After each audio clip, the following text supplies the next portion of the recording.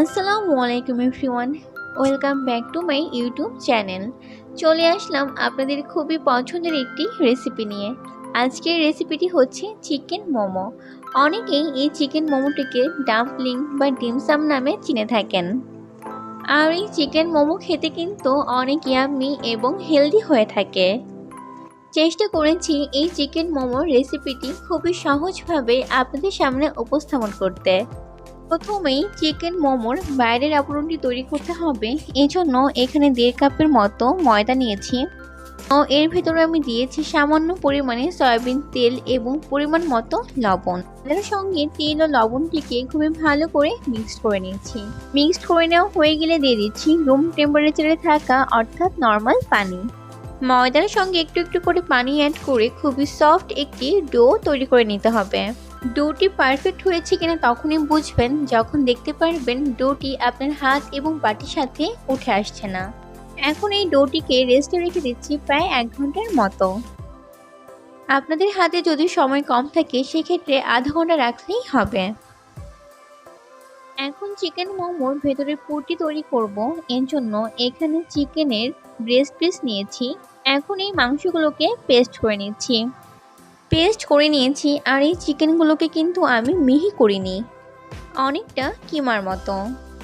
এখন এর ভিতরে দিয়ে দিচ্ছি 1/2 কাপের মতো পেঁয়াজ কুচি, দিচ্ছি 1 টেবিল স্পুনের মতো আদা কুচি। আর এই আদা কুচি ব্যবহার করলে চিকেন মোমোর ফ্লেভারটি কিন্তু অনেক ভালো হয়।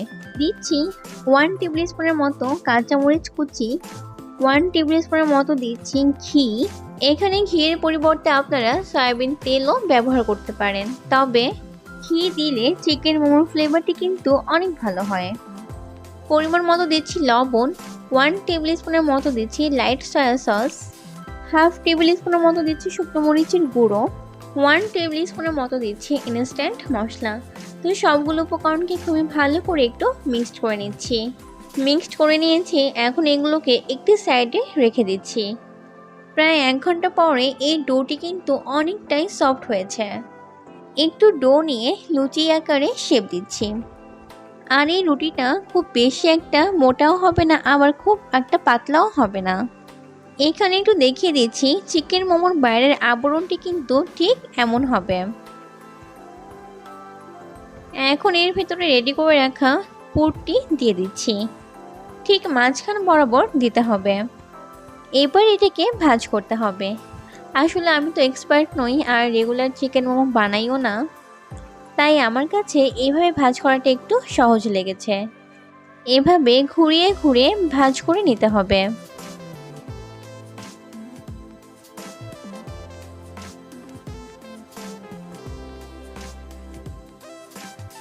হয়ে গেল, ঠিক এমনভাবেই আমি প্রত্যেকটি চিকেন মোমোর শেপ দিয়ে দিচ্ছি। মোমোর শেপ দেওয়া হয়েছে, এখন আমি এগুলোকে সিদ্ধ করে নিচ্ছি। এখানে একটি পাত্রে গরম পানি বসিয়ে তার উপরে একটি জালি দিয়েছি। আর এই জালির উপরে কিন্তু আমি কিছুটা ঘি ব্রাশ করে নিয়েছি। এখন এই মোমোগুলোকে প্রায় 10 মিনিটের মতো সিদ্ধ করে নিতে হবে। আর এই টাইমের মধ্যেই কিন্তু মোমোগুলো খুবই ভালোভাবে সিদ্ধ হয়ে যাবে। চিকেন মোমো অলমোস্ট সিদ্ধ হয়ে গিয়েছে, এখন আমি এগুলোকে নামিয়ে নিচ্ছি। হয়ে গেল আমাদের চিকেন মোমো। এবার এই চিকেন মোমোগুলোকে আপনাদের যে কোনো সসের সঙ্গে সার্ভ করুন। তো ভিউয়ার্স, আশা করছি আমার আজকের রেসিপিটা আপনাদের কাছে ভালো লেগেছে।